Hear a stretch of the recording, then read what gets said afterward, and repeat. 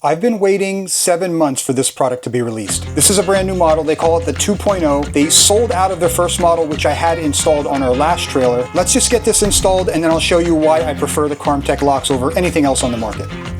Okay, step number one, check the weather. Remember, all of this will be happening with the door open. We have to obviously remove the factory handle and lock first, so I'm gonna remove the faceplate around the latch, and for this entire swap, I'm using a screwdriver. These screws are pretty small and the heads can strip fairly easily, so I like manual tools for jobs like this. Once those are out, remove the faceplate. Next, 4 screws on the inside of the door to remove the assembly. With the screws out, remove both sides of the door lock. Now, 2 things here. This opening needs to be 3.75 inches tall and 2.75 inches wide, and the door needs to be 1.5 inches thick.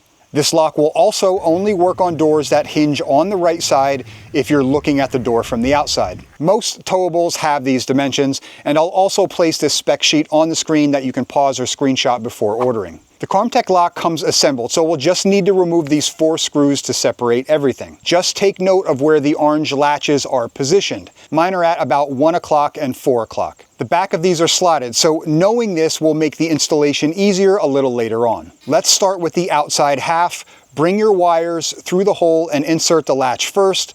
Pull the latch through the edge of the door, and then you'll be able to press the back of the lock into the hole. What you want to look for is that you have the lock holes lined up with the faceplate holes on the edge of the door. To hold this outer half in place, I like to install the faceplate at this point. The door lock comes with a new faceplate. You can use the factory faceplate, either one is perfectly fine, but you need to use the faceplate screws that come with the lock because the new lock and the faceplate screws will most likely be threaded differently. Now, I'm not going to tighten these screws yet. I'm just going to snug them up enough to hold the outer half in place. It just makes installing the interior half of the assembly easier. Now to the interior half, and this is where a little patience goes a long way. You'll need to connect this wire harness and position this handle stud behind the latch stud here. You'll also need to seat the orange latches to the corresponding spindles. On top of all of that, you'll need to make sure the wire harness and the antenna wire for the key fobs are positioned so they don't get pinched by the screws. There's no easy way to do this, but I found the least difficult way is to first position all the wires so they will be out of the way of the screws and mechanisms. Once they are out of the way, get one of the 4 screws partially installed between the interior and exterior halves. Don't tighten down the screw, just get it started. Remember, these screws pull the 2 halves together and compress the door lock onto the door. Once one screw is started, start the others. This is where you can start turning each screw a couple rotations at a time until the orange latches meet up with the spindles. Line your latches up to the orientation we talked about earlier, 1 o'clock and 4 o'clock, and as you continue to tighten the screws, you'll notice the orange latches won't move freely anymore and everything should lock into place.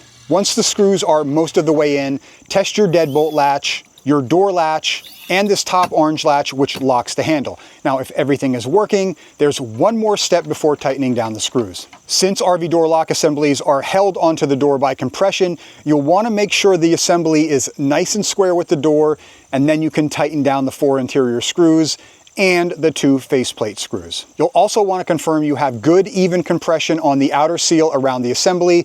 Carmtek does provide an additional seal with the kit, but the lock will already have one on the outer assembly. Okay, now don't close the door just yet. Look at this lip on the door jamb. This indicates where the bore is located, which is just a fancy word for the hole in the strike plate. Close the door just enough where you can confirm the door latch and deadbolt are within the length of that bore. As you can see, we are lined up so we know the latch and deadbolt will both extend into the bore.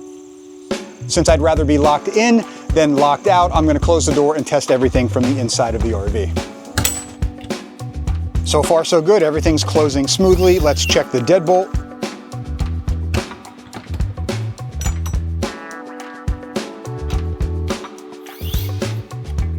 That works. A couple tests on the outside. At this point, if your door closes too tightly or not tight enough, you can make adjustments to the strike plate. These Carmtek bolt assemblies are pretty spot on to the factory specs, so you probably won't have to make any adjustments to the strike plate. One more go around to make sure all the screws are tight, and we are done with the installation. Okay, there is one thing that I think can be improved on this lock. It's pretty minor, but let me explain. Carmtek did send us this lock at no charge to try out, but I'm very clear with these companies up front. If there's something I don't like about the product or something that I think can be improved, I'm always going to mention that in our videos. So let's begin with why I prefer this lock over other locks, and then we'll finish up with what I think can be improved. Let's cover the outside first. 10 digits, not 8, so there are more combos to pick from, and you can use whatever 4-digit code you want. They got rid of the flat panel button overlay and went with buttons, all of which light up when pressed. The top cylinder locks the handle, the bottom cylinder locks the deadbolt, both using unique and internal cut keys.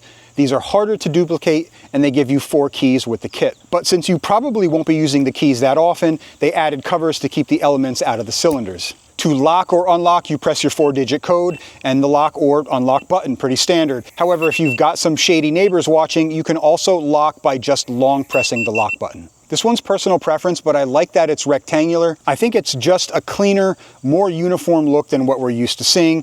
But again, I'm not normal. I spent 7 hours removing stickers because I prefer the cleaner look. Onto the inside, we have 2 latches, one for the deadbolt, which is again pretty standard, but they also provide a latch to lock the handle from the inside. If you want to adjust or mute the keypad volume, it's simply done with a switch on the inside. The system comes with 2 key fobs, and you can operate 2 different door locks from 1 key fob if you have a second entry door. But if you're like us and primarily use the keypad, you have the option to turn off the key fob receiver, which will extend the battery life of the lock. Key fob and keypad code reset buttons are also inside. These orange latches are metal. In fact, the entire assembly is metal. The only parts of this lock that are not metal are not structural, parts that don't really need to be metal. The battery cover, the cylinder covers, and the buttons. Last but not least, it comes with a lifetime warranty, so if you do have any problems, even 5 years down the road, Carmtek will take care of it. I think this is fantastic. It's not often you see lifetime warranties on products that are both mechanical and electrical. This issue is not specific to Carmtek. I've seen this complaint with other aftermarket RV door locks. Because we've got electronics and batteries consuming more space in the body than a non-electric lock, the handle you pull the door closed with is slightly smaller. You can still get your fingers behind this handle enough to easily close the door. It's just a little bit less room than you're used to with a regular RV door lock. Now, I spoke to Carmtek about this. They said they've already explored extending this handle back a little bit further, but they noted that some screen doors might start getting in the way of this handle. I've seen enough doors to confidently say that extending this handle won't get in the way of the majority of screen doors on the market. As you can see with mine, there's plenty of room to extend this handle out a little bit. So that's something Carmtek is going to revisit if they decide to make improvements to this lock. Besides that, there's nothing else I would change on this lock. I've used the Carmtek locks for years, and they've always held up flawlessly. There is one more thing I want to mention. It's not a problem with this RV door lock, but if you're looking to upgrade your pass-through storage, unfortunately, Carmtek does not make keyless entry for those types of doors. But if you want keyless for your entry door, I stand behind this product. Now, we're not full-timers, but I'm in and out of this RV every single day filming for the channel. I'm probably using this lock as much as many full-timers would be. I'll put a link to this lock down below and on the screen right now. Thanks for watching, guys, and happy modding.